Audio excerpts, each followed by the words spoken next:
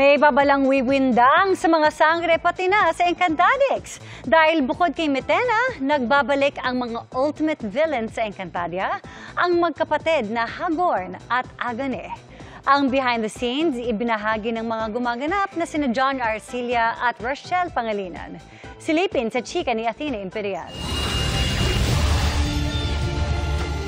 Gus na Dunes sangre o babala sa mga sangre. Sino ang Panginoong kanilang tinutukoy?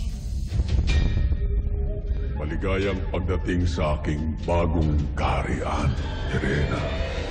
Dahil may nagbabalik sa Encantadia, yan ang malupit at sakim na si Hagorn. Ginagampanan ng batikang aktor na si John Arcilla. Fierce and scarier ang look ni Hagorn mula sa pagiging hari dati ng Hathoria. Ngayon, hari na ng Balaak. Nagbabalik din ang half-sister ni Hagorn at general ng Hathoria, si Agane Rochelle Pangilinan.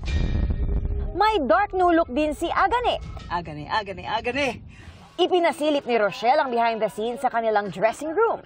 Nagdasal pa nga ang cast at production bago simulan ang shoot sa setup ng Balaak. At ibinahagi rin ang muling pagkikita ni na John at Glyza na parehong na-miss makatrabaho ang isa't isa. At kahit pa kontrabida sina John at Rochelle sa Telefantasia, nostalgia naman ang vibes nito para sa Encantadix Online. At napasabi pa ng Atay de Hathoria. May iba ring nabuhayan ng loob. Sila raw kasi ang daan para matalo ng mga sangre si Mitena.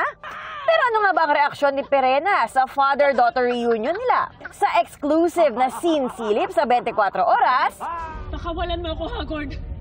Hindi ako natutuwa na ako'y naririto. Pagmasdan mo ang aking bagong nasasakupan, Irena. ang iba pang eksena mapapanood pagkatapos ng 24 oras. Athena Imperial updated sa Showbiz Happenings.